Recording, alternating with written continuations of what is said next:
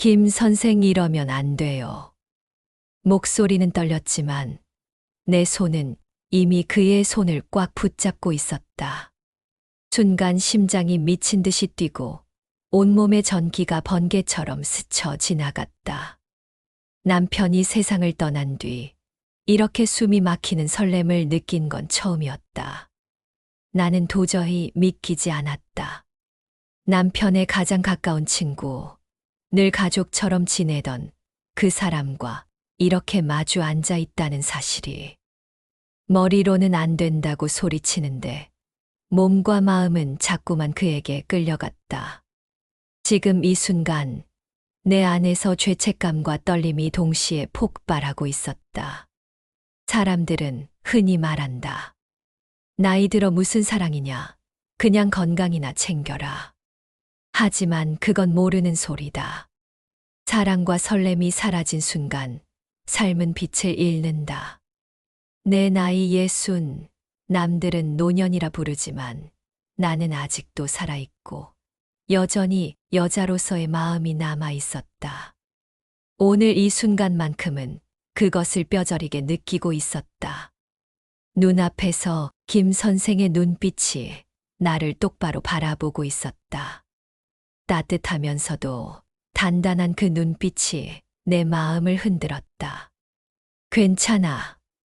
내가 허락한다면 나는 언제까지라도 곁에 있을게. 그 한마디에 숨이 막혔다. 마치 닫혀있던 가슴의 문이 갑자기 열리면서 안에 갇혀있던 공기가 한꺼번에 터져 나오는 듯 했다. 나는 속으로 외쳤다. 안 돼. 이건 절대 안 돼. 하지만 같은 순간 또 다른 목소리가 속삭였다. 너도 행복해야지. 너도 아직 살아있잖아. 두 목소리가 뒤엉키며 내 안을 흔들었다. 손끝에서는 여전히 따뜻한 체온이 전해지고 있었고 그 온기를 놓치고 싶지 않았다. 순간 나는 남편의 사진이 떠올랐다. 미안하다는 말이 가슴을 치고 올라왔지만 동시에 도저히 부정할 수 없는 감정이 내 안을 채우고 있었다. 외로움과 갈망, 그리고 오랜만에 찾아온 설렘. 그 모든 것이 뒤엉켜 내 몸과 마음을 뜨겁게 만들고 있었다. 오늘 나는 내 인생에서 가장 위험하면서도 떨리는 순간을 맞이했다. 이 나이에 이런 감정을 다시 느낄 줄이야. 그리고 이 순간이 앞으로 어떤 이야기를 불러올지 나조차 알 수 없었다. 하지만 한 가지는 분명했다. 나는 이미 되돌아갈 수 없는 길 위에 서 있었다. 남편이 세상을 떠난 지 어느덧 1년이 지났다. 처음 몇 달은 정신이 없었다. 장례를 치르고 손님을 맞고 아이들이 집에 들락거리며 나를 걱정해 주었다. 하지만 시간이 흐를수록 집은 점점 조용해졌고 결국 나 혼자만 남았다. 거실 시계 초침 소리조차 크게 들릴 만큼 적막했다. 밤이 가장 힘들었다. 잠자리에 누우면 남편이 함께 누워있던 자리에 빈 공간이 너무 커 보였다. 손을 뻗으면 닿을 듯했지만 결국 차가운 이불만 만질 뿐이었다. 그때마다 눈물이 흘렀고 나는 스스로를 다그쳤다. 괜찮아. 혼자서도 살 수 있어. 나이가 몇인데 하지만 속마음은 달랐다. 사람은 혼자서는 버티기 힘든 존재였다. 그런 내 곁에 가장 자주 찾아온 사람이 바로 김 선생이었다. 남편과는 수십 년을 함께한 친구였고 집안일을 도와주겠다고 자주 찾아왔다. 처음에는 고마움 뿐이었다. 무거운 짐을 대신 들어주고 고장난 전등을 갈아주고 가끔 반찬도 가져다 주었다. 나는 그저 남편의 빈자리를 잠시 메워주는 고마운 존재라고만 생각했다. 하지만 언제부턴가 그의 방문이 기다려졌다. 현관에서 벨소리가 울릴 때마다 가슴이 두근거렸고 집에 들어서는 그의 발자국 소리가 이상하게 따뜻하게 들렸다. 이러면 안 된다는 생각이 늘 먼저 떠올랐지만 그 마음을 누를 수가 없었다. 남편의 친구라는 사실이 나를 붙잡았지만 동시에 그 사실이 우리 관계를 더 특별하게 만드는 것 같았다. 나는 스스로에게 수없이 물었다. 내가 이렇게 흔들리는 게 잘못일까? 나이가 60이 넘었는데 아직도 여자로서의 마음을 가진 게 부끄러운 걸까? 하지만 마음속 깊은 곳에서는 이렇게 대답하고 있었다. 아니야, 너도 아직 살아있고 행복을 느낄 권리가 있어. 사람들은 흔히 나이 들면 모든 게 사라진다고 생각한다. 설렘도 사랑도 심지어 성적인 욕구조차 사라진다고 말한다. 하지만 그건 틀렸다. 오히려 나이 들수록 따뜻한 손길 하나, 웃음소리 하나가 더 크게 다가온다. 나는 그걸 지금 온몸으로 느끼고 있었다. 그렇다고 해서 죄책감이 사라지는 건 아니었다. 밤마다 남편의 사진을 보며 속삭였다. 당신, 미안해. 하지만 나도 아직은 살아있고 이 마음을 억누르기가 너무 힘들어. 그러고 나면 눈물이 흘렀고 그 눈물 속에서 나는 더욱 혼란스러워졌다. 그날 저녁 김 선생은 반찬을 가져왔다. 혼자 먹기 아까우니 같이 먹자며 웃었다. 식탁에 마주 앉아 국을 떠주고 김치를 집어 먹는 그의 모습이 이상하게 낯설면서도 따뜻했다. 남편과 함께하던 기억이 스치듯 떠올랐지만 그 자리에 다른 감정이 따라왔다. 설레고 또 긴장되는 마음이었다.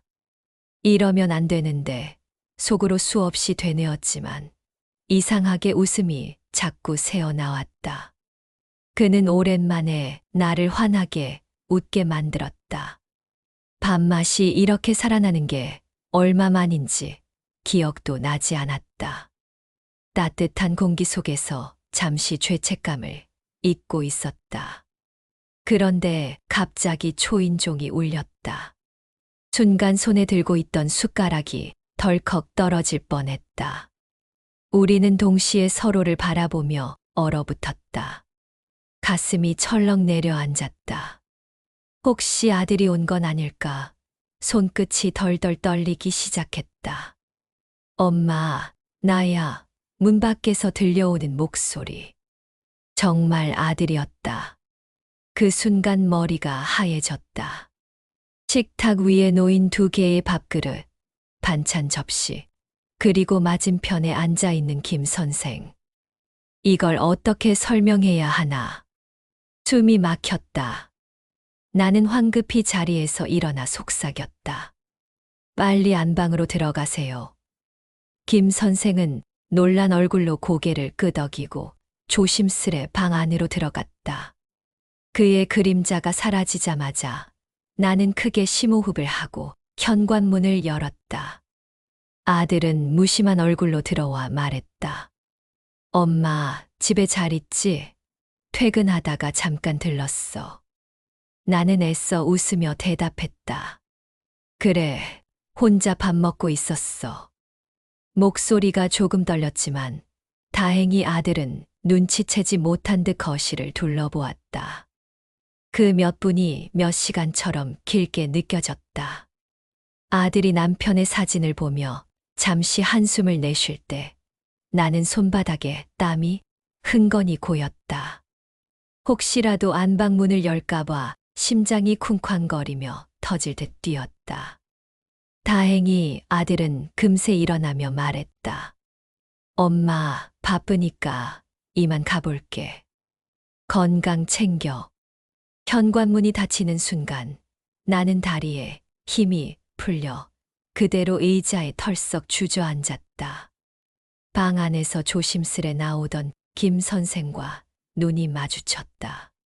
그 짧은 순간 두려움과 안도감 그리고 알 수 없는 설렘이 한꺼번에 몰려왔다. 들킬 뻔한 아찔한 상황이 지나가자 오히려 가슴은 더 세차게 뛰었다. 마치 젊은 시절 몰래 연애하던 때처럼 숨막히는 긴장 속에서 묘한 기쁨이 피어올랐다. 나는 속으로 다그쳤다. 안 돼. 이렇게 가면 안 돼. 하지만 이미 내 가슴은 오래 잊고 있던 두근거림으로 가득 차 있었다. 아들이 돌아가고 집안이 조용해지자 나는 한동안 멍하니 앉아 있었다. 방금 전의 긴장감이 아직도 가슴을 세차게 두드리고 있었다. 차가운 물을 마셨지만 목마름은 좀처럼 가시지 않았다. 손바닥엔 식은땀이 잔뜩 깨어 있었고 맞은편에 앉아 있던 김 선생은 말없이 나를 바라보고 있었다. 미안해요. 나도 모르게 먼저 말을 꺼냈다. 괜히 놀라게 해서 그러나 그는 고개를 저으며 낮은 목소리로 말했다. 미안한 건 내가 해야지. 사실은 더는 그냥 친구로 지낼 수 없을 것 같아. 그 말을 듣는 순간 내 심장이 덜컥 내려앉았다. 머릿속이 하얘지고 손끝까지 떨렸다. 나는 얼어붙은 듯 그를 바라봤다. 그의 눈빛은 흔들리지 않았다. 오랜 세월 동안 꾹 눌러두었던 마음이 드디어 흘러나온 듯했다. 그동안 참고 있었어. 내가 힘들까봐, 사람들이 뭐라고 할까봐 하지만 오늘 너를 지켜보니 알겠더라. 나는 이미 너를 여자로 보고 있다는 걸. 그의 목소리는 담담했지만 내 가슴은 천둥처럼 쿵쾅거렸다. 나는 고개를 급히 돌리며 떨리는 목소리로 말했다. 안 돼요. 당신은 남편 친구잖아요. 이렇게 되면 안 되죠. 하지만 내 말과는 달리 마음은 자꾸만 흔들리고 있었다. 오래 잊고 있던 설렘이 내 안에서 조금씩 피어오르고 있었다. 알아. 우리가 어떤 사이였는지, 사람들이 뭐라 할지도 잘 알아. 하지만 내 마음만큼은 숨길 수 없어. 그가 내 손등에 살짝 손을 얹는 순간 따뜻한 체온이 전해졌다. 나는 눈물이 차오르는 걸 막을 수 없었다. 나는 속으로 중얼거렸다. 남편 보고 있죠. 나 이렇게 흔들리고 있어요. 미안해요. 하지만 너무 오랫동안 외로웠어요. 눈물이 볼을 타고 흘러내렸지만 동시에 가슴 한쪽에서는 오랜만에 살아있다는 실감이 올라왔다. 그날 밤 나는 좀처럼 잠을 이룰 수 없었다. 머리로는 잘못이라고 소리쳤지만 가슴은 그의 말을 계속 떠올렸다. 나는 이미 너를 여자로 보고 있어. 그 말이 내 귓가에 맴돌았다. 이 나이에 이런 말을 들을 줄이야 상상도 못했다. 그런데 바로 그 말이 내 마음에 불을 지펴 놓았다. 오래 식어 있던 내 안이 다시 뜨겁게 흔들리고 있었다. 그날 이후로 나는 김 선생을 대하는 눈빛이 달라졌다. 현관문을 열고 들어오는 그의 모습만 봐도 가슴이 쿵 내려앉았다가 이내 쉴 새 없이 뛰기 시작했다. 괜히 거울 앞에 서서 머리카락을 만지고 입술에 살짝 립밤을 바르는 내 모습을 보며 스스로도 놀랐다. 우리는 종종 시장에 함께 갔다. 그는 늘 무거운 장바구니를 들어주었고 나는 그 옆에서 발걸음을 맞췄다. 시장 상인들이 두 분 참 잘 어울린다고 웃으며 말할 때면 얼굴이 달아올라 눈을 피했다. 하지만 속으로는 그 말이 싫지 않았다. 오히려 마음속 깊은 곳에서 오래 잊고 있던 두근거림이 피어올랐다.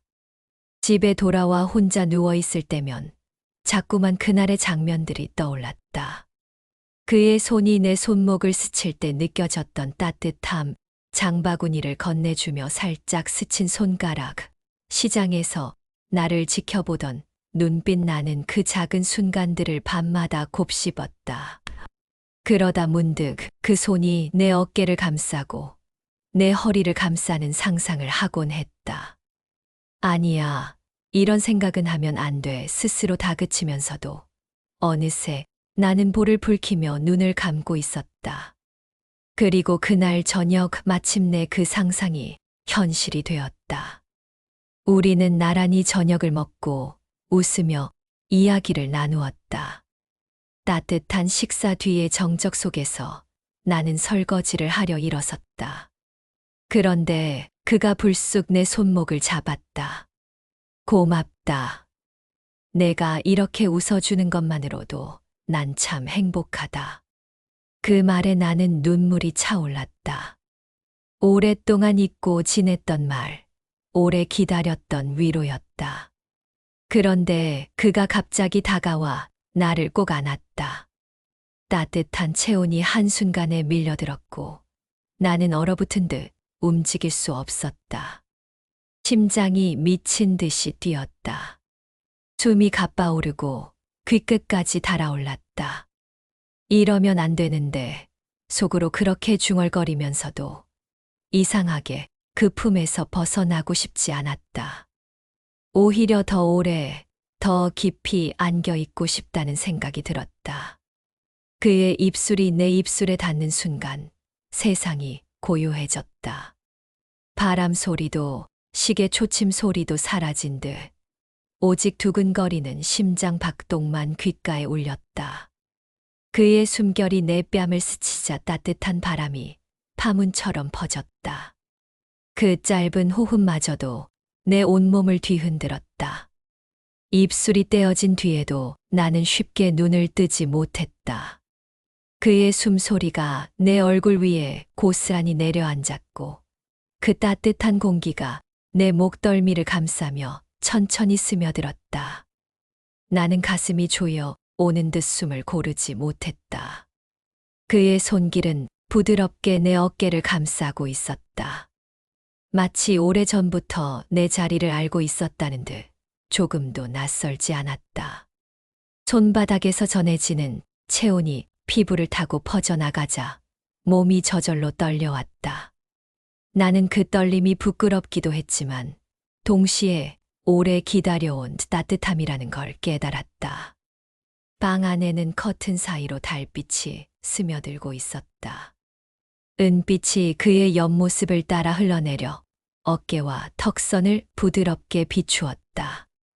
그 빛 속에서 그는 낯선 남자가 아니라 오랜 세월 잊고 지냈던 나의 빈자리를 메워줄 사람처럼 보였다. 달빛이 그의 눈에 닿아 반짝이는 순간 나는 더 이상 눈을 피할 수 없었다. 나는 떨리는 손으로 그의 손등을 감쌌다.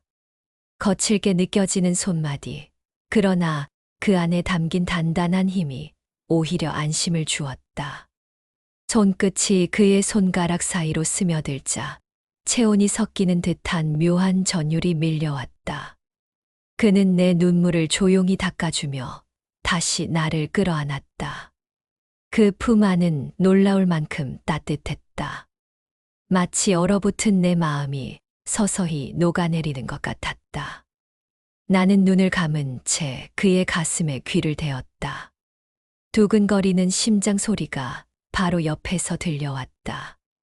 그 박동이 내 심장과 겹쳐 울리는 순간 나는 마치 하나가 된 듯한 기묘한 안도감을 느꼈다. 그날 밤 우리는 말없이 서로의 빈자리를 채워주었다. 방 안에는 어떤 음악도 없었고 오직 서로의 숨결만이 고요를 깨뜨렸다. 그의 가슴에 귀를 대면 쿵, 쿵 울리는 심장 소리가 내 귓속 깊이 파고들었다. 그 소리에 맞추듯 내 심장도 빠르게 뛰었다. 두 개의 박동이 겹쳐 울리며 마치 하나가 된 듯한 착각을 일으켰다. 달빛은 커튼 사이로 흘러들어와 그의 어깨를 감싸고 내 머리칼 위에 은빛을 흩뿌렸다. 그 빛 속에서 우리는 낯선 연인이 아니라 오래 기다려온 두 영혼처럼 느껴졌다. 나는 눈을 감은 채 그 달빛이 내 피부를 어루만지는 듯한 착각에 빠져들었다. 차갑고도 부드러운 달빛이 그의 뜨거운 체온과 섞여 묘한 온기를 만들어냈다. 그의 손길은 서두르지 않았다. 천천히 그러나 단단히 내 등을 감싸 안으며 내가 그동안 얼마나 외로웠는지를 묵묵히 위로해 주었다. 손바닥에서 전해지는 열이 내 등허리를 타고 퍼져나가자 눈물이 왈칵 쏟아졌다. 하지만 그 눈물은 슬픔의 무게가 아니라 오랫동안 눌러두었던 마음이 풀려나면서 흘러나온 해방의 눈물이었다. 나는 떨리는 손으로 그의 손등을 감싸며 속삭였다. 이렇게 따뜻한 게, 이렇게 살아있는 게 너무 오래 낯설었어요. 그는 대답 대신 나를 꼭 끌어안았다. 그의 체온은 벽난로 불처럼 은은하고 동시에 꺼지지 않을 불길처럼 강렬했다. 그 품 안에서 나는 더 이상 나 자신을 숨기고 싶지 않았다. 오랫동안 잊고 지낸 여자로서의 나, 사랑받고 싶고 사랑하고 싶은 내 진짜 마음이 조금씩 되살아났다. 그날 밤 달빛 아래에서 우리는 서로의 체온과 숨결, 손길을 나누며 묵묵히 빈자리를 메워갔다. 시간은 더디게 흐르는 듯했고 나는 오랜만에 다시 여자로서 숨쉬고 있음을 온몸으로 실감했다. 눈물이 흐르고 웃음이 번졌다. 그 눈물과 웃음 속에는 아픔이 아니라 따뜻한 위로와 새로운 시작의 기운이 담겨 있었다. 아침 햇살이 창문을 타고 방 안으로 스며들었다. 나는 눈을 뜨자마자 순간적으로 낯선 따뜻함을 느꼈다. 곁에는 그가 조용히 누워 있었고 그의 손은 여전히 내 손을 감싸고 있었다. 심장이 철렁 내려앉았지만 동시에 가슴이 벅차올라 눈물이 다시 차올랐다. 순간 벽에 걸린 남편의 사진이 눈에 들어왔다. 사진 속 그의 웃음은 변함없었지만 나는 숨이 막히는 듯 고개를 돌려버렸다. 미안함이 몰려왔지만 또 다른 한편으로는 오랫동안 느껴보지 못한 충만함이 내 안에서 부드럽게 파도처럼 밀려왔다. 나는 천천히 몸을 일으켜 앉았다. 머리맡에 앉아있는 내 모습이 낯설었다. 여전히 손끝에는 그의 체온이 남아 있었고 내 몸은 그 따뜻함을 기억하고 있었다. 정말 이렇게까지 와버린 걸까? 스스로에게 묻는 순간 심장이 다시 쿵 내려앉았다. 그가 천천히 눈을 떴다. 졸린 눈으로 나를 바라보다가 미소를 지었다. 잘 잤어요? 그 한마디가 어쩐지 평생 기다려온 말처럼 가슴 깊이 스며들었다. 나는 얼떨결에 고개를 끄덕였다. 내 덕분에 오랜만에 편히 잤어요. 목소리가 떨려 나도 모르게 눈물이 번졌다. 하지만 그 따뜻한 순간은 오래 가지 못했다. 갑자기 거실 전화벨이 요란하게 울렸다. 나는 순간적으로 온몸이 얼어붙었다. 혹시 아들, 아니면 동네 지인? 머릿속이 하얘졌다. 그도 긴장한 눈빛으로 나를 바라봤다. 나는 허둥지둥 일어나 앞치마를 걸쳤다. 거울 속의 내 얼굴은 아직 붉게 달아올라 있었고 머리칼은 흐트러져 있었다. 떨리는 손으로 수화기를 들며 속으로 중얼거렸다. 제발, 제발 아무 일 아니길. 수화기 너머로 들려온 목소리는 다행히 이웃 아주머니였다. 어머, 오늘 시장 안 가세요? 같이 가자고 전화했는데 나는 안도의 숨을 내쉬며 대답했다. 하지만 이미 심장은 마구 뛰고 있었다. 전화를 끊고 돌아서자 그는 여전히 침대 곁에 앉아 나를 지켜보고 있었다. 우리는 잠시 아무 말도 하지 않았지만 방금 전 전화벨 소리가 아직도 가슴 속에 울리고 있었다. 나는 속으로 생각했다. 이제는 정말 숨길 수 없을지도 몰라. 아침 식탁에 마주 앉아 우리는 조심스럽게 밥을 먹었다. 그는 여전히 따뜻한 눈빛으로 나를 바라봤고 나는 애써 시선을 피했다. 평소와 다르지 않은 아침이었지만 내 마음은 전혀 평범하지 않았다. 손끝만 스쳐도 심장이 뛰었고 그의 작은 웃음에도 얼굴이 달아올랐다.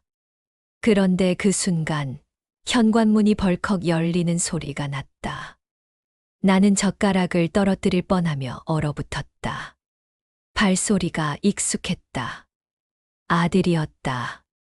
엄마, 계세요? 낯익은 목소리가 거실 가득 울렸다. 나는 눈앞이 캄캄해졌다. 급히 자리에서 일어나며 속삭였다.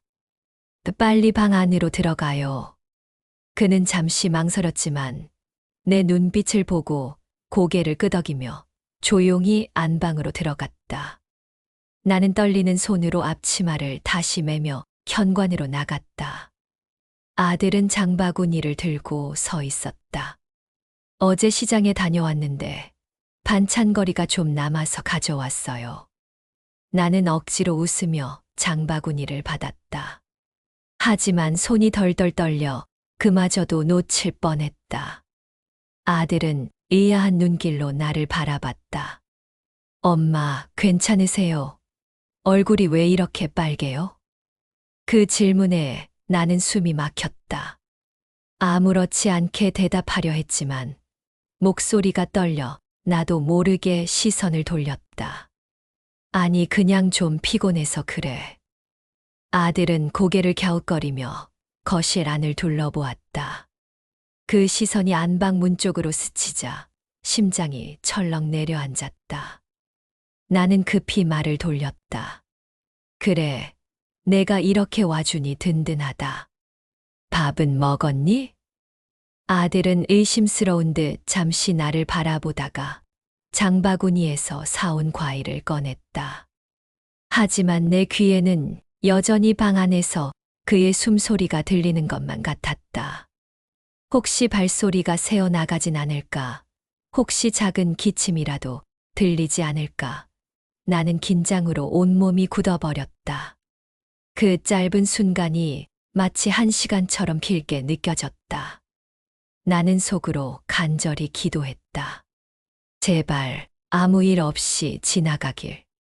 아들은 장바구니에서 꺼낸 과일을 식탁 위에 올려놓으며 말했다. 엄마, 집안이 오늘따라 좀 다르네요. 뭔가 공기가 묘하게 달라요. 나는 순간 숨이 멎는 듯 굳어버렸다. 눈을 피하며 억지로 웃었다. 별일 없는데 그냥 내가 괜히 그렇게 느끼는 거겠지. 그러나 아들은 곧장 의자를 빼고 앉더니 주위를 둘러보았다. 눈길이 식탁 위를 훑다가 평소 내가 쓰지 않던 컵 하나가 눈에 들어왔다. 나는 황급히 손을 뻗어 그 컵을 치우려 했지만 이미 늦었다. 엄마, 이 컵 누구 거예요? 목이 타는 듯 숨이 막혔다. 순간 머릿속이 하얘졌다. 아, 그건 어제 이웃이 와서 잠깐 쓰고 간 거야. 말을 얼버무리며 웃었지만 내 목소리는 떨려 있었다.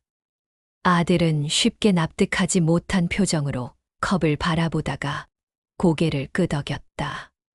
그렇군요. 근데 엄마, 안방 문이 왜 닫혀 있어요? 아침부터 문 닫아 놓으셨네요. 아들의 시선이 안방으로 향하는 순간 나는 식은 땀이 흘렀다. 황급히 대답을 내뱉었다. 내가 어젯밤에 잠을 설쳤거든. 그래서 조금 정리해놨어. 어수선해서 내가 보면 놀랄까봐 그냥 닫아둔 거야. 아들은 의심스러운 눈길을 거두지 않은 채 내 얼굴을 똑바로 바라보았다. 나는 애써 웃으며 과일을 깎아 접시에 담았다. 하지만 손이 떨려 사과 껍질이 자꾸만 끊어졌다. 날카로운 칼끝이 손가락 가까이 다가올 때마다 심장이 철렁 내려앉았다. 그 순간 안방 안에서 아주 작은 기침 소리가 들렸다. 나는 온몸이 얼어붙었다. 손에서 칼이 미끄러져 사과가 바닥에 떨어졌다. 아들은 눈을 크게 뜨며 안방 쪽을 바라보았다. 엄마, 지금 무슨 소리 안 들렸어요? 나는 숨이 막혀 한동안 아무 말도 하지 못했다. 억지로 웃으며 고개를 저었지만 심장은 미친 듯이 뛰고 있었다. 아들의 눈빛은 점점 더 날카로워졌다.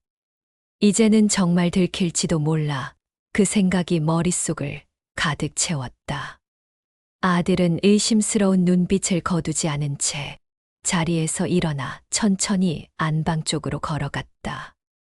나는 숨이 턱 막히는 것 같아 한 걸음 다가서며 급히 말을 던졌다. 거긴 지금 어수선해. 들어가지 마라. 그러나 아들은 고개를 갸웃거리며 문 앞에 섰다. 손잡이에 손을 올리는 순간 내 심장은 쿵 하고 내려앉았다. 온몸에서 식은땀이 흐르고 다리가 덜덜 떨려 당장이라도 무너질 것 같았다. 엄마, 정말 안에 아무도 없어요? 방금 분명히 소리 들었는데. 아들의 목소리는 낮았지만 단호했다. 나는 황급히 웃음을 지어 보이며 손사래를 쳤다. 아니야, 내가 잘못 들은 거야. 어젯밤에 창문 닫을 때 바람이 들어왔나 봐. 그러나 아들은 쉽사리 물러서지 않았다. 손잡이를 천천히 돌리는 순간 나는 반사적으로 그의 팔을 붙잡았다. 안 돼. 내 목소리가 떨리며 방 안 공기를 갈랐다. 아들은 놀란 눈빛으로 나를 바라봤다. 엄마, 왜 그래요? 뭐 숨기는 거 있어요? 그 질문에 나는 한순간 아무 말도 할 수 없었다. 심장은 미친 듯이 뛰고 머릿속은 새하얗게 비어버렸다. 그때였다. 방 안에서 갑자기 작은 부스럭거림이 들려왔다. 나는 숨이 막혀 얼굴이 하얗게 질렸다. 아들은 그 소리를 듣고 눈이 더 커졌다. 지금 들었죠? 분명 안에 누가 있어요. 아들은 문을 열기 위해 힘을 주었고 나는 안간 힘을 다해 그의 팔을 붙잡았다. 떨리는 목소리로 소리쳤다. 제발 열지 마라. 지금은 안 된다. 아들은 당황한 표정으로 나를 바라봤다. 엄마, 대체 무슨 일이에요? 왜 이러세요? 혹시. 말끝을 잇지 못한 아들의 얼굴에 충격과 혼란이 스쳤다. 나는 눈물이 솟구쳐 올라 차마 그의 눈을 바라보지 못했다. 이제는 정말 들키고 말겠구나. 그 생각이 머릿속에서 메아리 쳤다. 아들은 여전히 문손잡이를 잡은 채 나를 똑바로 바라보고 있었다. 내 손은 그 팔을 필사적으로 붙잡고 있었고 온몸이 떨려왔다. 목구멍은 바싹 타들어가는데 말은 나오지 않았다. 그때였다. 갑자기 초인종이 요란하게 울렸다. 딩동 딩동. 순간적으로 공기가 바뀌었다. 아들의 시선이 문에서 현관 쪽으로 옮겨졌다. 누가 이렇게 아침부터 찾아오지?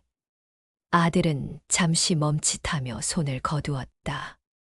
나는 그제야 숨을 몰아쉬었다. 심장은 여전히 쿵쾅거렸고 등줄기에는 식은땀이 흘러내렸다. 나는 떨리는 목소리로 말했다. 내가 나가 볼게. 아들은 고개를 끄덕였지만 눈빛에는 여전히 의심이 가득했다. 현관문을 열자 이웃 아주머니가 서 있었다. 어머, 아직 집에 계셨군요. 어제 맡겨놓은 김치통 좀 찾아가려고요. 나는 억지로 미소를 지으며 대답했다. 네, 잠깐만 기다리세요. 아들은 문 앞에 서서 아주머니와 인사를 나누었고 그 사이 나는 재빨리 안방으로 향했다. 방문 앞에서 손으로 조용히 신호를 보냈다. 제발 소리 내지 마요. 그 안에서는 한참 동안 아무 소리도 나지 않았다. 다행이라는 생각에 안도의 숨을 내쉬려던 순간, 갑자기 안에서 휴대전화 진동음이 울려 퍼졌다. 나는 순간 온몸이 얼어붙었다. 다행히 아주머니가 떠나는 소리에 아들의 시선은 현관 쪽에 쏠려 있었다. 나는 재빨리 방문 손잡이를 움켜쥐고 조용히 밀며 속삭였다. 제발, 꺼요, 제발. 그 안에서 약간의 부스럭거림이 들린 뒤 진동음은 멈췄다. 하지만 내 심장은 이미 감당할 수 없을 만큼 뛰고 있었다.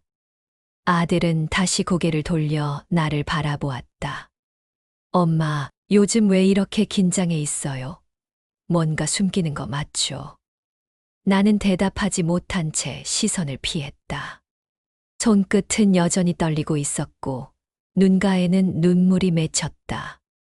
아들은 더 이상 자리에 앉아 있지 않았다. 그는 두 팔을 꼬며 나를 바라보았다. 그 눈빛 속에는 분명한 확신이 서려 있었다. 엄마, 솔직히 말해요. 안방에 누가 있죠? 그 질문이 날카롭게 날아와 내 가슴을 후벼 팠다. 나는 순간적으로 숨이 막혀 아무 말도 하지 못했다. 목이 바싹 타들어가고 눈가에 눈물이 맺혔다. 아니야, 아무도 없어. 억지로 부인했지만 내 목소리는 떨려 있었다. 아들은 천천히 안방 쪽으로 걸어갔다. 그의 발소리가 바닥을 울릴 때마다 내 심장은 미친 듯이 뛰었다. 나는 급히 그의 앞을 가로막았다. 들어가지 마. 제발. 내 눈에서 눈물이 뚝뚝 흘러내렸다. 아들은 멈칫하며 나를 바라보았다. 엄마, 왜 그러세요? 정말 아무 일 없으면 왜 이렇게까지 막아요? 그 순간 안방 안에서 아주 작은 숨소리가 흘러나왔다. 나는 온몸이 얼어붙었고 아들은 그 소리를 정확히 들은 듯 눈빛이 흔들렸다. 엄마, 거기 누가 있는 거예요? 나는 더 이상 말을 잇지 못하고 고개를 숙였다.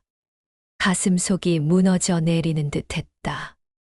아들은 한 걸음 물러나더니 떨리는 목소리로 말했다. 설마 아버지, 친구 그분인가요?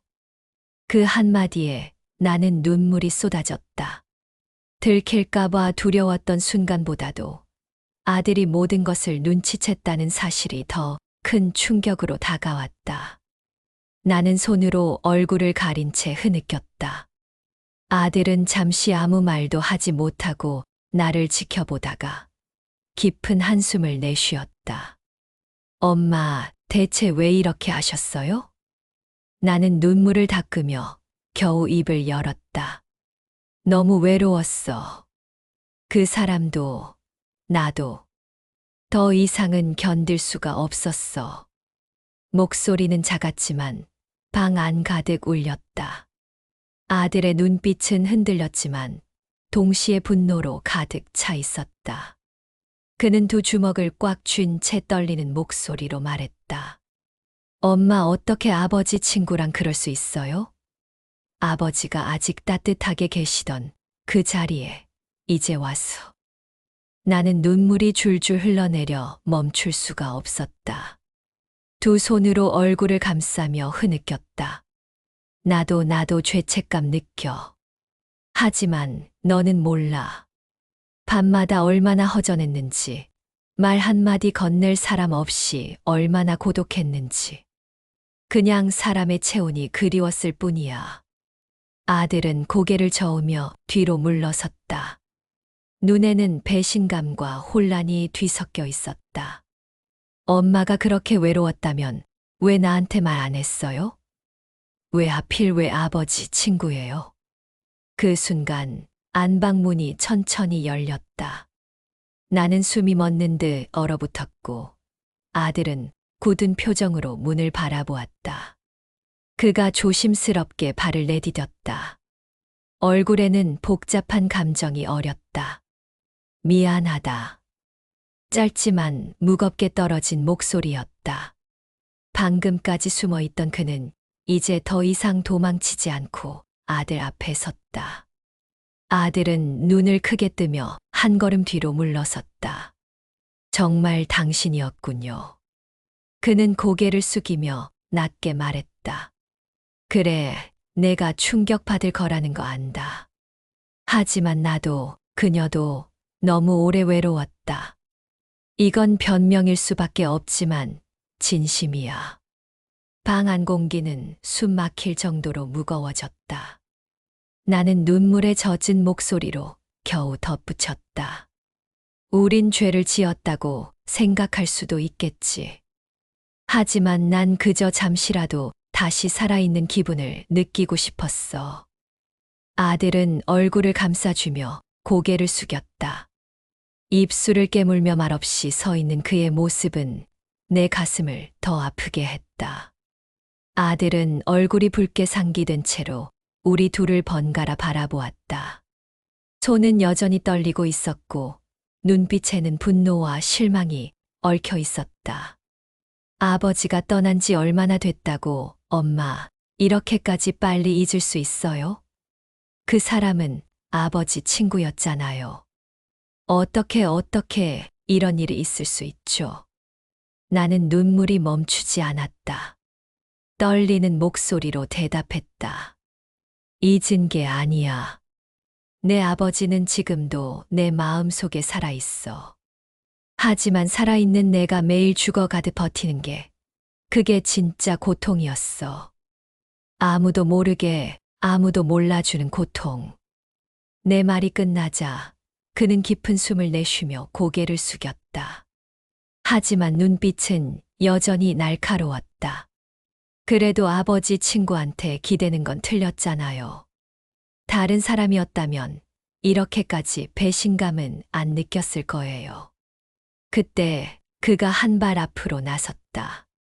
낮고 굳은 목소리로 말했다. 내 말 다 맞다. 나도 내가 잘못했다는 거 안다. 내 아버지는 내 가장 소중한 친구였고, 그를 배신했다는 죄책감이 매일 나를 짓눌렀다. 하지만 난 그녀의 눈을 보고 외면할 수 없었다.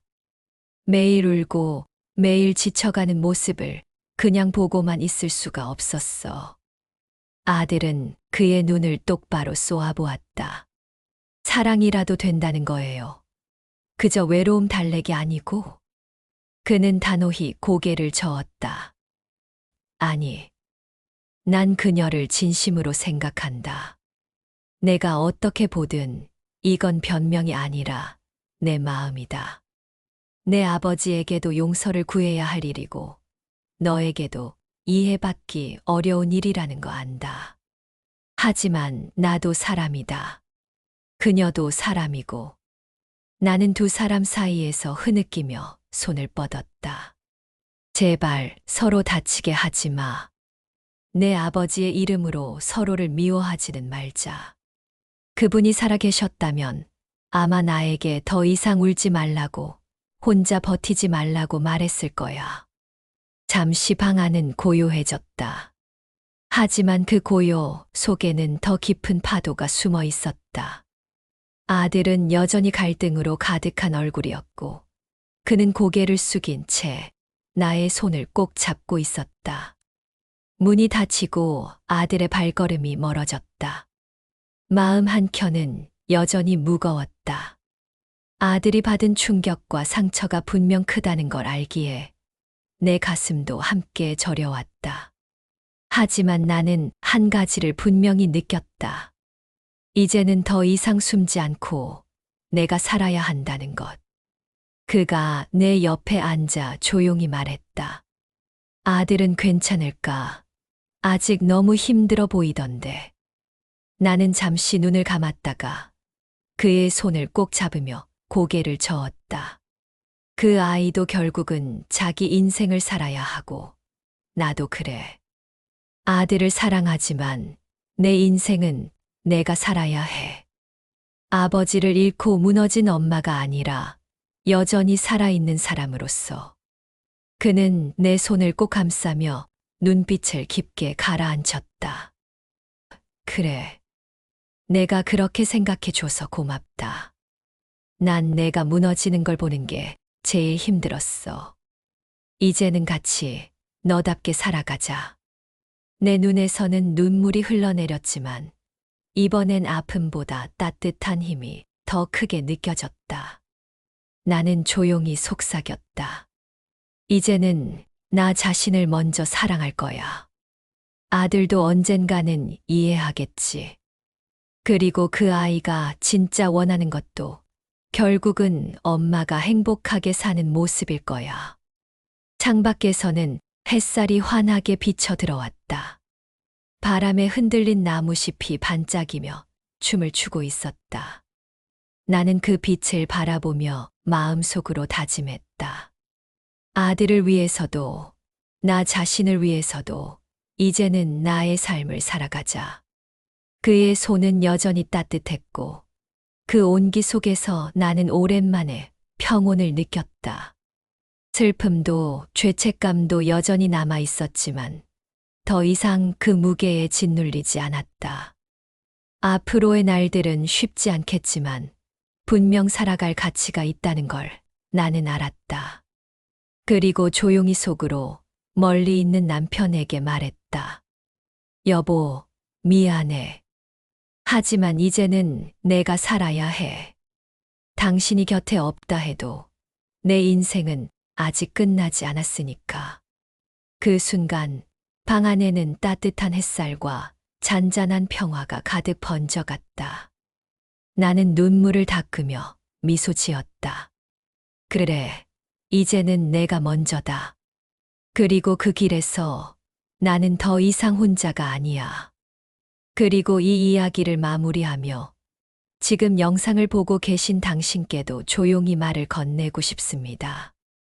혹시 지금 이 순간 외로움 때문에 가슴이 아프신가요? 혹시 마음속에 말 못할 공허함과 허전함이 늘 자리 잡고 있나요? 그렇다면 잊지 마세요. 당신의 인생은 여전히 이어지고 있고 무엇보다 당신 자신이 먼저입니다. 사랑도, 위로도, 용기도 지금 이 순간부터 다시 시작할 수 있습니다. 저희 황금빛 향기 채널은 언제나 당신의 이야기를 응원합니다. 함께 웃고, 함께 울고, 또 함께 살아갈 힘을 나누고 싶습니다. 그러니 혼자라고 생각하지 마세요. 이곳에는 당신을 이해해 주는 사람들이 있고, 당신의 목소리를 들어줄 공간이 있습니다. 오늘도 끝까지 함께 해주셔서 진심으로 감사합니다. 이 영상이 마음에 와 닿으셨다면 구독과 좋아요로 저희와 계속 함께 해주세요. 그리고 댓글로 당신의 이야기를 들려주신다면 저희가 따뜻하게 귀 기울이겠습니다. 마지막으로 꼭 기억하세요. 당신의 삶은 아직 끝나지 않았습니다. 오히려 지금부터가 더 빛나는 순간일 수 있습니다.